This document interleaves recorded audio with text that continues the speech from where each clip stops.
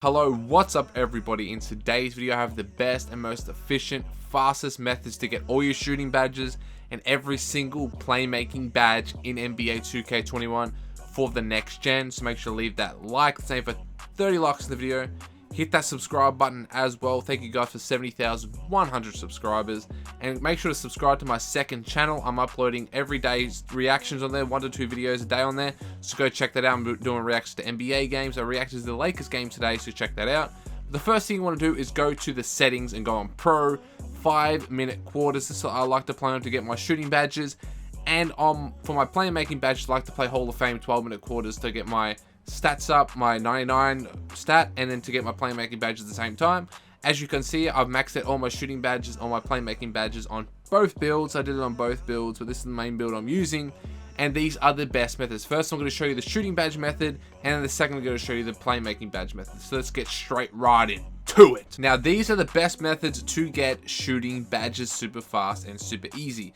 So the first one I want to show you is calling for a quick isolation. So to do that, tap R1 and then it pops up with your icon, and then you tap whatever icon you want. So either circle, X, square, doesn't really matter. You don't have to be point guard this year to call for a quick isolation. Once you call for the quick isolation, call for a pick and roll by holding R1 on the controller, and Anthony Davis or whoever's setting the screen will set the screen for you, and you'll go around the screen and go to the top of the key. So you can do it from this side. I usually do it from the right side as I'm doing here. Do a quick little crossover, go to the top of the key, and bang that bit down straight away. Shoot from downtown looking like Anthony Davis from today.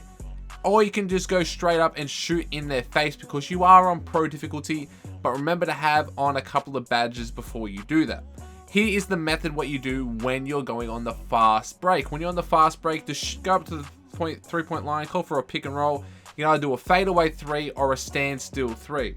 Now, with a standstill 3 and a fadeaway 3, for a moving 3, you'll get 600 XP per moving 3 that you achieve. But remember, every moving 3 that you miss, you will lose my points every time you miss. But without missing any, you get a total of 600 XP per moving 3. Now, if you're doing standstill 3s, you're getting about 450 to 500 per standstill 3.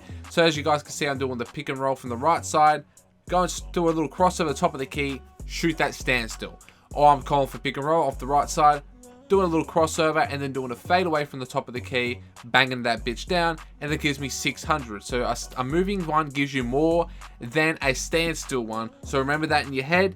So if you get, say you get 10 standstill 3s, you're gonna get about 5,000. For about 10 moving 3s, you're gonna get about 6,000. That's 10 from 10. If you get like 8 from 10, it's about probably be like 4,500 for standstills and about 5,500 for moving 3s.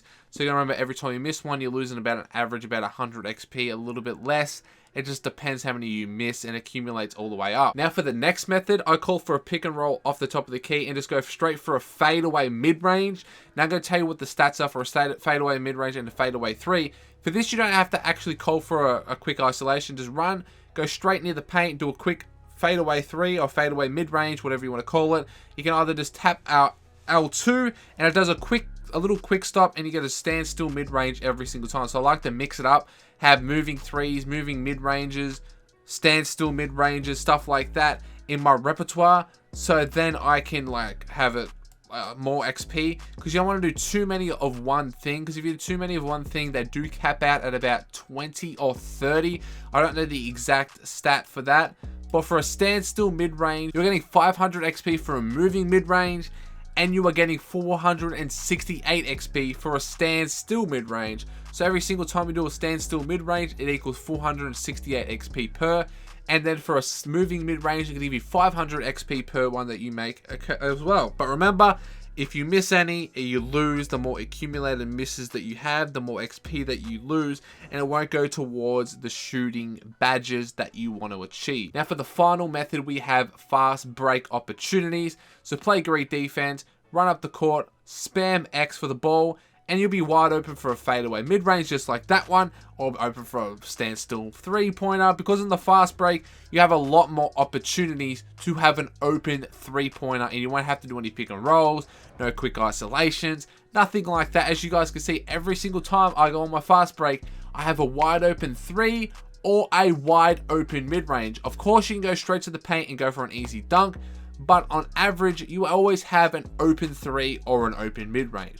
They are the best methods to get shooting badges in my career.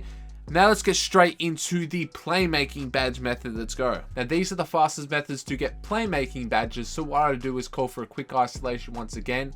So tap R1, tap the button that you have, tap X, and then call for the pick and roll by holding R1, and the Montrezl Harrell right here is going to set a screen. Obviously, I'm doing it from the right side. I'm going to show you from the left side, but obviously the right side is the best side to do this off. I don't know why 2K did it this year, but it's actually easy to do that. And when you throw an alley-oop, it does have a very high success rate of throwing an alley-oop. Now, when you get the alley-oop assist, alley-oop pass, you're going on top with the pick and roll assist, and you're getting a alley-oop assist. Now remember, this cap's set at about 20 to 30, so you can do 20 or 30. I do it on a Hall of Fame 12-minute quarters, and I get about 30 alley-oop assists, and then I go for a couple of flashy assists, a couple of normal assists, and a couple of pass to assists you obviously get.